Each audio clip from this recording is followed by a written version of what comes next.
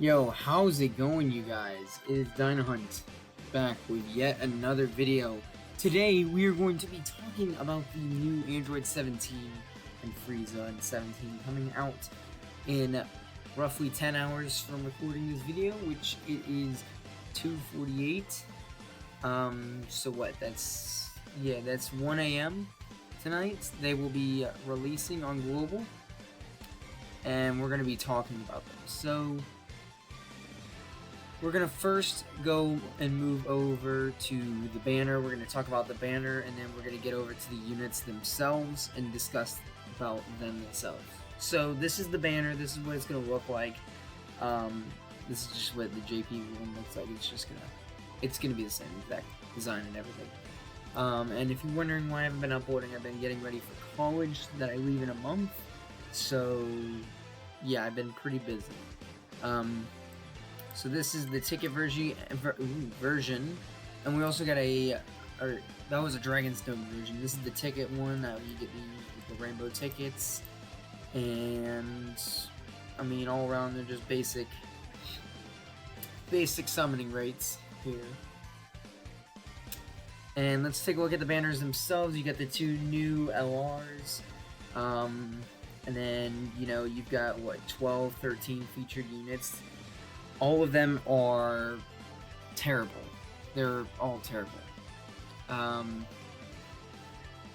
But if you want to summon on the banner, you just go right ahead and do that. Of course, I will be, because I can use these two, like absolutely.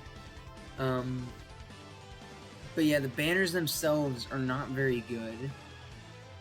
As you can see, there's no like Dokkan Fest or anything here. So honestly, I'd give the banner probably a 2 or 3 out of 10. It's bad, but that's because usually legendary summons are bad, like the banner wise. So I mean, maybe it might be a 3 or 4 if since it is a legendary summon banner, it's got an excuse. So move down, you get the regular general pool of LRs, some Gen 1 LRs. Some of the newer ones, like some ones you can look out for is this Goku here, Kale Cauliflower here, there's Gohan, Jiren, Goku and Frieza. And I'd probably say UI Goku, and that's pretty much it. Well, maybe this Vegeta here, but that's pretty much it, to be honest. But yeah, should you summon on these banners? I would totally use these tickets to summon on the banner. That's what I'm doing, and maybe even one multi with the Dragon Sons. But that is what I'm doing, because I'm not wasting stones on this. I can use Team 7 a lot more than Golden Frieza and 17, but I'm not going to be emptying my wallet for them. So, moving on, we're going to take a look at the units themselves and see why you should summon for them, or why not. So I'm going to refresh the page so we can get rid of some of those ads, because they're kind of annoying. Okay, well they didn't go away. Great, ad blocker. You're pretty good. So here's Team 7. I call them Team 7 because you don't gotta say Team Universe 7, just Team 7. So they lead Rep 7, category Key +4, and HP and attack and defense +150%. So it is better leader skill wise than UI, the new UI and Vegeta, if you want that extra key, because they get Key +4, but you lose some attack and defense here. Or Super Intelligence, type Key +4 and attack and defense +100%. That's also not too bad. And the super attack called Excel Driver, not Drive. It greatly raises attack for 1 turn, so that I didn't mean to click that. And causes colossal damage to enemy and raises allies' defense by 30% for 1 turn. Now I'm gonna highlight that because that is incredible. If it was just the Team 7 that raised the attack, then I'd be like, alright, cool.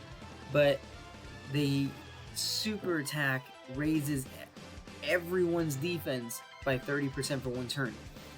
And that is a big buff, especially if a character does not have strong defense, you know? The Ultra Super Attack, Assault Barrier, causes Mega Colossal damage to enemy, raises allies' defense by 30% once again. That is also pretty good. And then it also, chance of performing a critical hit by 7% for 1 turn. So it adds a 7% chance for every ally to hit a critical hit that turn. So that's pretty good, honestly. Their passive skill, like a human, attack and defense plus 70%. It's not that high, but you know it's alright. Plus an additional attack and defense plus 70% when there are 5 or more Rep 7 category allies on the team. And that's why you can really only run that this team on Rep 7, because you're only going to get that boost if you have Rep 7. If this character is on a Rep 7 team. Plus an additional attack plus 70% when Ki is 22 or more. I know that sounds like a lot, but it's not. Like this character, this card gets Ki like crazy. Like right here, plus an additional Ki plus 2 per rainbow Ki sphere obtained. So you're gaining Ki like crazy with this unit. And, you know, you just have to get the Ki plus 22, which is not that hard with these units. And you get attack plus 210% for this, that, and then that. And your defense is only 140%. So they're going to be putting up big numbers if you can give them the Ki for that. So chance of performing a critical hit plus 7% per rainbow Ki sphere obtained. So whenever you get a rainbow Ki sphere, you are getting a lot of Ki and you're getting a lot of critical hit chance. So they're going to be on top of, you know, all that damage they're outputting, that 210%, plus the additional leader skill and any other support units you have on the team, like the Gohan and Piccolo. They're going to be putting up big numbers and having good defense to sustain themselves, because they also get the 30% defense boost here. So every rainbow Ki sphere here that you get is plus 7% chance that you get a critical hit, which is incredible. Because if you get, let's say, 6, well, that's 42% chance that you're going to hit a crit. And if you load this guy up with crits, which I don't recommend doing that since he has this mechanic right here, he's basically going to be guaranteed a crit every single time he attacks. But I would definitely load him up with, you know, dodges or combos. I would probably say combos more than dodges, but you know, because combos, he'll be able to do, because he doesn't have the built-in, you know, super attack more than once kind of mechanic. He only super attacks once. But yeah, if you get, I would definitely give him combos. Maybe even a little bit of crit, so you're basically guaranteed to crit every single attack. But definitely combos. Put some combos in there. The active skill called Universe 7's Total Offensive. It greatly raises attack temporarily and causes ultimate damage to enemy. All allies Ki plus 7 for 1 turn. That right there, my friends, is the reason why he is so good. All allies Ki plus 7 for 1 turn. Now let me tell you, I have the Master Roshi. That Master Roshi that was there. That was there. I have him rainbowed, and I've used his active skill maybe once or twice. And he also gives Ki plus 7 for all allies for 1 turn. Let me tell you, that thing is incredible, right? That is an incredible ability to add plus 7 Ki for that, for 1 turn. And, you know, just think, Ki 20, you just need to 22, that's already 7 already, and you're also going to be getting the boost of whatever your leader skill or, you know, supports are going to give you. So, you do the active, you're basically going to be guaranteed to, you know, also get this amount of Ki, the 22 Ki. So, it's going to be great. You know, this guy is going to hit like a truck, right? And the conditions are not too bad, especially if you're using a rep 7 team. So you got can be activated when facing only one enemy, so you only can fight one enemy. So he's probably not going to be good for Super Battle Road or Extreme Super Battle Road. Whose HP is 50% or less. I don't really like that. You have to get him below 50%, but whatever. If there are 5 or more Rep 7 category allies on the team, with 2 or more of them self-excluded attacking in the same turn. So yeah, if you're using a Rep 7 team, like I said, he's only good if he's only exclusive to a Rep 7 team. That's one of his drawbacks for how good he is. And I know a lot of people are saying don't summon their mid-tier LRs, whatever. Don't listen to them. Like this Team 7 character is by and large one of the best for Rep 7 teams. Like if you don't have this guy on your team, what are you doing? His link skills are Android Assault, Infinite Energy, Solid Support, Shocking Speed, Tournament of Power, Fierce Battle, and Legendary Power. Typical stuff for androids. Category Universal Survival Saga, Rep 7, and Join Forces. So yeah, he's only got 3 categories, and I would only put him on a Rep 7 team. So there you have it. There is our boy Android 17, aka Team 7. So yeah, we're gonna go ahead and move on to the Frieza and Gohan. Frieza and 17, not Gohan. What am I saying? These guys are good as well. These two are good. They're not. My personal opinion, they're not as good.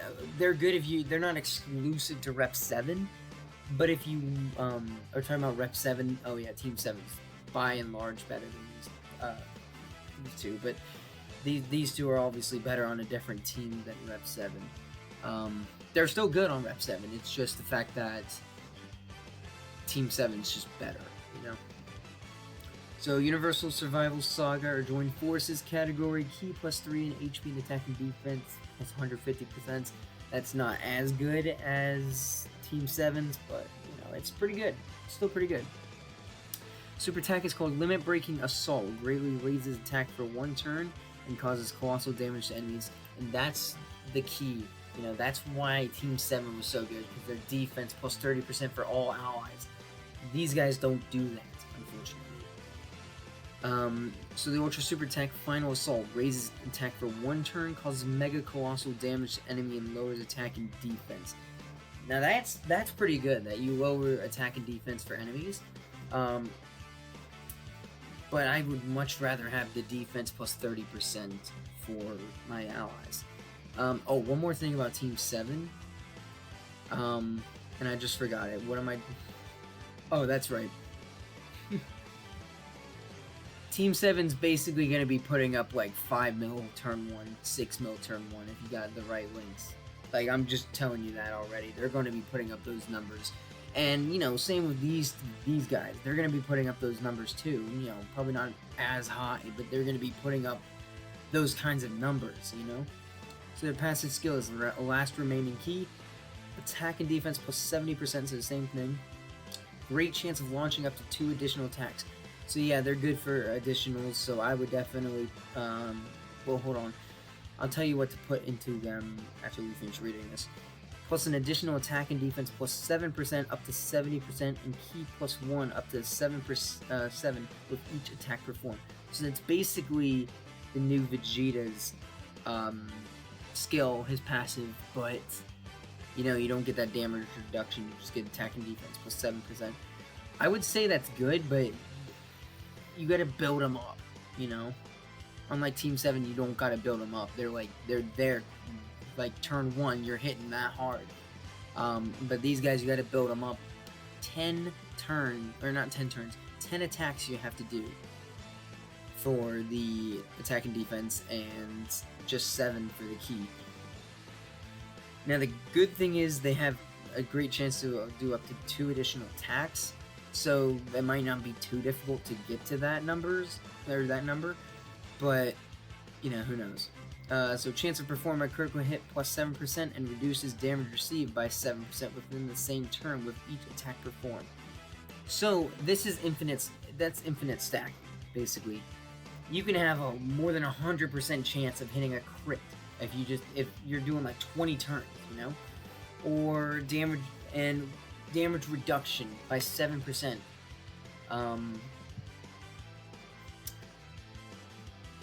Okay, hold on. I was trying to think there because it's all within the same turn. I was thinking, wait, that's not infinite stacking. No, it is. I forgot. It's infinite stacking of damage reduction. So their defense is going to be high, like really high. Their attack-wise might not be as high as Team 7's, but these guys, you don't want to discount them, you know? You don't want to be like, oh yeah, Team 7, we're going to hold Team 7 in high regard. I believe that's what everybody does, is they'll be like, oh, Team 7's so much better. But, you know, you got to remember about these two as well. These two, I'm not saying these two are bad compared to Team 7. I just favor Team 7 over these two because I can use Team 7 more than these two. But I'm not saying they're bad. I'm saying they're really good. I would definitely use them on my my Rep 7 team if I get them. So active skill, Universe 7 survival strategy. Key plus 7. Attack, defense plus 77% and performs critical hits for 1 turn. That is a very good active skill. The key plus 7 as it is was really good. Defense plus 77%. So their defense, let me reiterate, their defense is going to be strong, right? They're going to be the defensive unit. Team 7 is the attacking unit. These two are the defensive unit. And performs critical hits, guaranteed critical hits. That's key to dealing damage. These guys aren't going to be hitting. These two are not going to be hitting as hard as Team 7. But given that they get critical hits like this, kind of evens the playing field just a bit.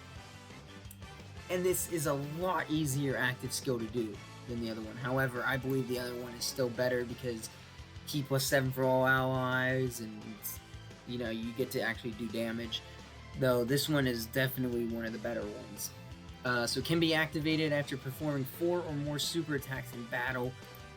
I don't know if that has to do with like your allies doing 4 or more super attacks, or if it's just 17 and Frieza. So I don't know about that, but you know, once they come out, I'm sure we'll know. I don't play JP, so you probably already know. But if anyone on your team gets 4 or more super attacks, you can get this turn 2 and get this off and be off and running. So that's really overpowered active skill, actually. Now that I'm looking at the conditions and whatnot. So Link skill, tough as nails, Brainiac, solid support, shocking speed, tournament of power, fierce battle, and legendary power. And our categories are Universal Survival Saga, Rep 7, Join Forces, and Battle of Wits. So they have one more category. But if I was you, I would, and I pulled them, I would definitely run them on either Rep 7 or Universal Survival Saga. Universe Survival Saga, not Universal. What am I doing? And there's their max stats. You know, 26,000. That's a good amount of health. Let me take a look at these guys. 24,000. You know, comparing apples to apples. Yeah, their attack stat is just high. Team 7's attack stat is higher, and their defense is higher. But you know, you also get damage reduction from these guys. So, that's pretty much it. I wish everyone luck on their summons tonight. If you do choose to summon for them, I definitely will be. And I won't be streaming, unfortunately. But I would definitely recommend this to summon if you have a Rep 7 team or Universe Survival Saga team that's like your main. These two are one of the best for those teams. You know, before I was like, oh, I'm definitely not gonna summon, but then I pulled 2 dupes, or 2 extra dupes of UI Goku, and I don't have a dupe into Vegeta. And you know, I pulled Gohan Piccolo, and I pulled a whole team of Rep 7 characters, and I did, you know, like Rainbow UI, the Intelligence UI Goku and did his full EZA. So I have a really good Rep 7 team right now. So that's why I'm like, I need this guy right here because he's strong for Rep 7. So yeah, I wish everyone luck on their summons tonight, and yeah, I guess I'll let you guys know if I pull them or not, and yeah, see you guys whenever my next video comes out. See you later.